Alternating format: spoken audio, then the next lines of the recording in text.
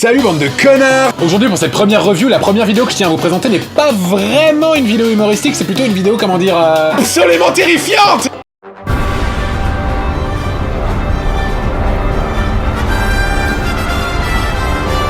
Le général Derek von Perchman.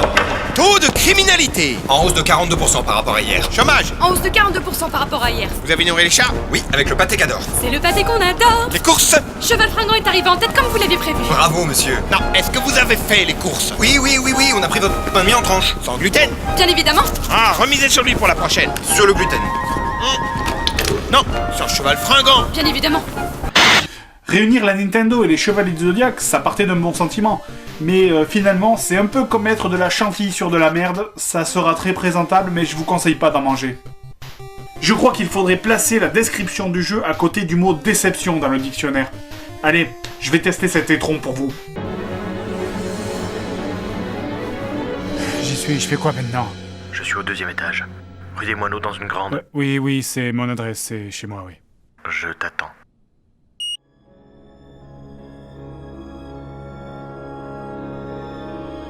Tu as fait vite. Oh ben ça va, ma chambre c'était pas loin en fait, hein. Mon nom est... Sébastien? Non. Si. Non. Si? Non. Si! C'est pas important. Donc en premier, on prend le manteau, l'aiguille avec le fil, on plante au milieu, et si jamais le manteau fait trop dur avec le petit marteau, voilà, donc le manteau se traversé par le fil. Salut, c'est Experiment Boy. Alors vous commencez à me connaître, hein. Moi j'adore les trucs totalement démesurés, complètement débiles. C'est pourquoi j'ai fabriqué cette énorme catapulte. Elle pèse à peu près 200 kg d'acier galvanisé, avec une force élastique à l'arrière équivalente à peu près à 800 kg. Des palans ici qui vont armer notre bras avec une force totale d'un peu plus d'1 tonne. Et potentiellement de l'électroménager qui va voler dans pas longtemps. C'est parti. Adolf Hitler, chancelier de son Reich et fasciste actif de son État, aurait, en guise d'ultime galéjade, lancé à la ronde cette phrase incendiaire. Wenn ich wüsste, wie man Feuerbälle zu machen, würde ich nicht verloren haben den Weltkrieg. Ce qui veut dire, si j'aurais su faire des boules de feu, j'aurais pas perdu la guerre mondiale. En effet, le 22 mars, c'était les attentats de Bruxelles. Difficile dès lors de poursuivre le travail que j'avais amorcé, à savoir mesurer la place accordée à chaque sujet. Voyez par exemple le petit camembert que j'avais fait qui montrait que la veille, 14 minutes avaient été accordées au terrorisme, 5 minutes 30 à de la communication politique, 8 à de l'international et 6 minutes 30 seulement aux sujets sociaux. Alors en soi, un seul camembert ça ne veut rien dire, je voulais le faire sur toute la semaine, mais tout le journal de ce soir sera bien évidemment consacré au terrorisme, ainsi que tout le journal du lendemain d'ailleurs.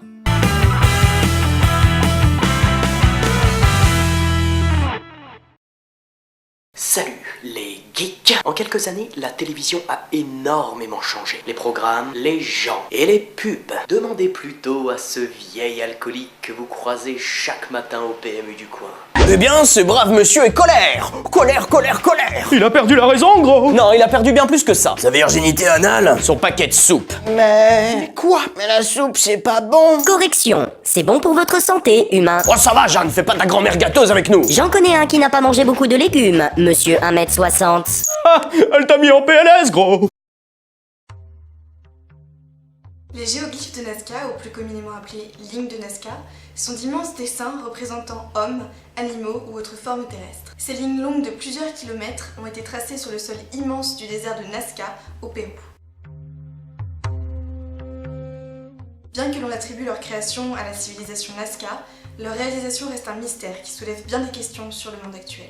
Deuxièmement, je vais faire un bref rappel concernant la fonction d'une pyramide, car non, sa fonction n'était pas seulement pour faire joli ou alors pour inspirer les Tintins. Les pyramides, dans l'Égypte ancienne, avaient pour but de servir de tombeau pour les pharaons, rois d'Égypte, mais aussi considérés comme des dieux en quelque sorte, leur nature étant à la fois humaine et divine. Enfin, après c'est un peu compliqué, ça a évolué au fil du temps et aussi en fonction des dynasties, mais grosso modo l'idée qu'il faut retenir c'est que pharaon c'est fortement lié avec un aspect divin.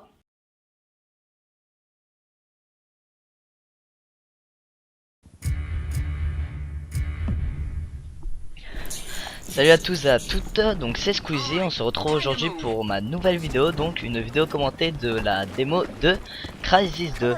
Wouah! What the fuck, c'est ma chambre ça? Toi, c'est pas. Moi, je suis pas comme ça dans ma chambre, hein. C'est quoi ça? C'est la bromance, mon gars. D'où j'ai un cadre avec une photo de moi et Mika comme ça dans ma chambre, imprimé en énorme. Mika, je t'aime bien, mais. Ouais, t'es où, mon pote? Ok. Ok, je prends le toki, vas-y, tu vas me guider, mec. Je t'écoute totalement, on se croit dans Die Hard, c'est ouf. C'est parti.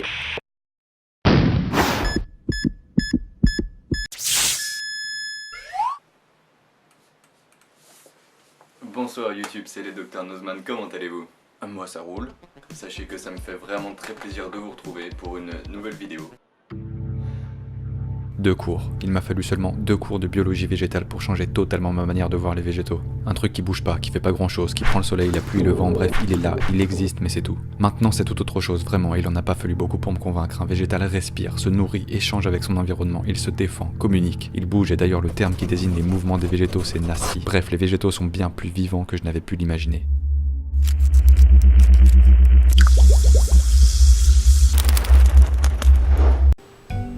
Salut Tête Thérèse, je suis le chef. Bienvenue dans Menu Manga, l'émission qui parle de manga, d'animation et probablement d'autres trucs.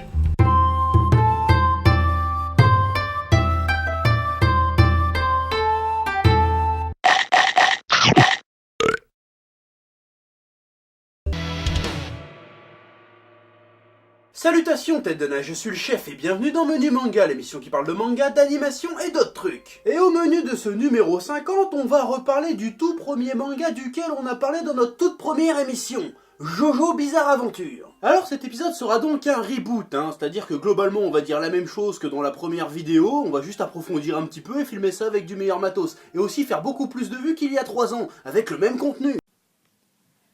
Bonjour à tous, ici Florence Porcel, community manager officiel de l'univers, et du 20h d'ailleurs, mais ça n'a pas grand chose à voir.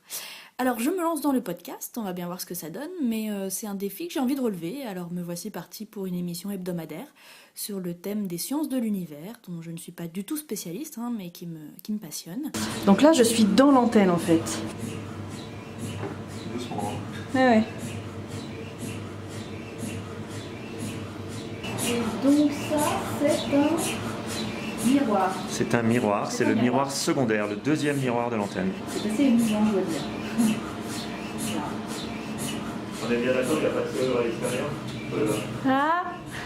Et donc, grâce à ce genre de télescope, on voit également des choses que l'on ne soupçonnait même pas.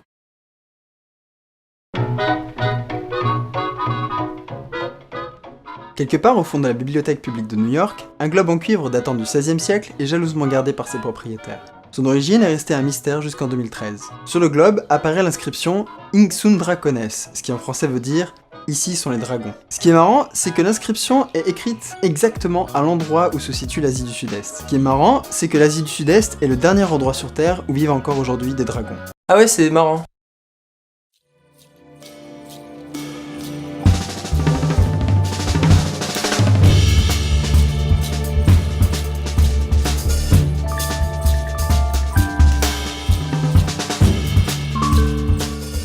Voilà une énigme. Pourquoi certains pays sont-ils riches et d'autres sont-ils pauvres? J'habite en Asie et il existe pas très loin de chez moi 2 pays qui sont aux 2 extrêmes de la richesse. Bali et le Timor oriental. Ces îles sont aux 2 extrêmes géographiques des petites îles de la Sonde et 1100 km séparent Dili, la capitale du Timor oriental, de Denpasar, la capitale de Bali.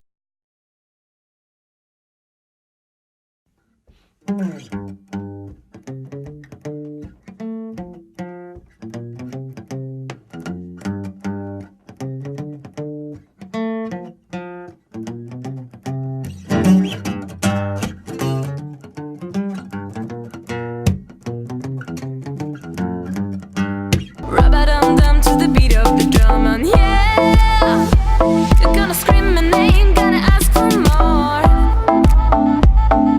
Rub-a-dum-dum to the peppermints.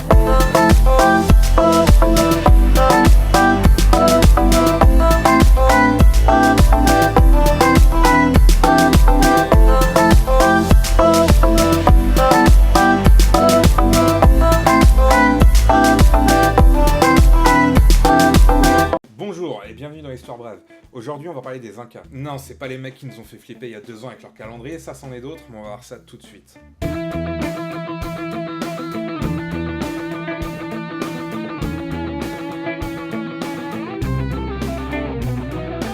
vite fait de s'embrouiller avec tous les peuples d'Amérique du Sud. Tout le monde connaît les Aztèques, les Incas ou les Mayas, mais on fait pas toujours bien la différence. En bref, aujourd'hui on va parler du Sahara occidental. Bon, je vous entends déjà d'ici, hein. Oh là là, le Sahara c'est juste un désert, qu'est-ce qu'on s'en fout qu'on parle de la partie orientale ou occidentale, c'est juste du sable et des chameaux. Déjà, faut vraiment que j'arrête de faire des voix, ensuite c'est toujours un petit peu plus compliqué que ça, la preuve, le titre de la vidéo dit absolument pas ça. Enfin bref.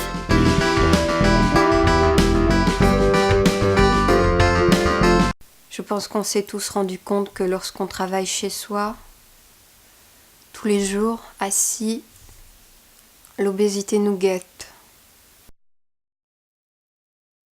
Au quotidien, on utilise nos deux jambes en même temps, mais on n'est pas forcément conscient que on fait 2 fois moins d'efforts que si on n'en utilisait qu'une.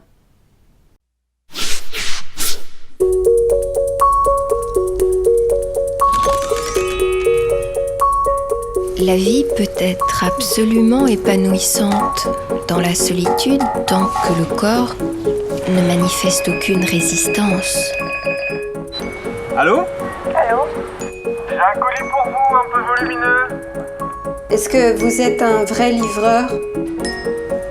Tu peux appeler ta maman, s'il te plaît? Eh, je vous parie que je vous la mets.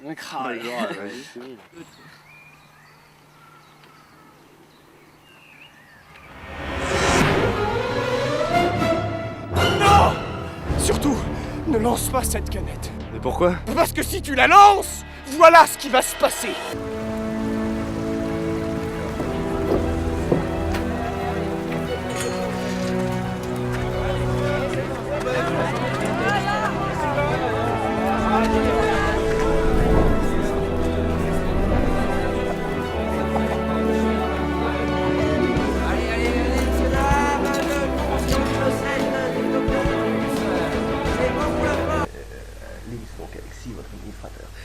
J'interprète le rôle du Behemoth et également celui dans le sabre, ce qui explique pourquoi je peux rappeler des accès de violence parfois. Donc j'ai deux passions dans la vie qui sont la musique et le forum. D'ailleurs je pense que je devrais parler plus fort un peu parce que en fait j'ai déjà fait cette vidéo 2 fois avant celle-là et les 2 dernières fois je ne parlais pas assez fort. Je suis d'accord. Savez-vous pourquoi les textes riment? Pour lui donner du rythme. Traduisez, les échos, les allitérations, les assonances, les parallèles, etc. comptent autant que les rimes. Et une fois n'est pas coutume, je vais respecter le titre de l'émission, je vais littéralement vous faire voir ce que vous écoutez. Je suis enfermé, à l'étroit dans ma cellule. Tous les jours le même café, mais c'est le temps qui est soluble. Ces bonnes actions que l'on regrette, ces erreurs que l'on refait. Au parloir, je parle autant à mon fils qu'à mon reflet. Je suis gelé.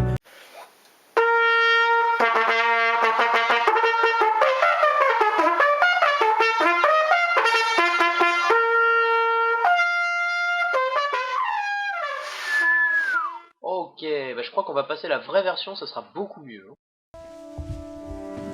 Bonjour, ceci est un épisode de Partoche. Oui.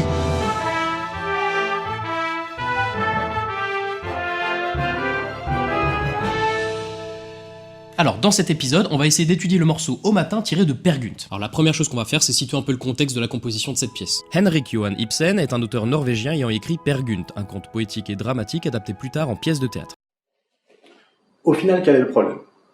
Tout le monde a l'air à peu près d'accord pour dire que c'est la Terre qui tourne autour du Soleil et que c'est pas l'inverse. Pour moi, j'ai 2 problèmes avec ça. Le premier problème, c'est d'abord que personne n'a réussi à m'expliquer pourquoi elle tourne.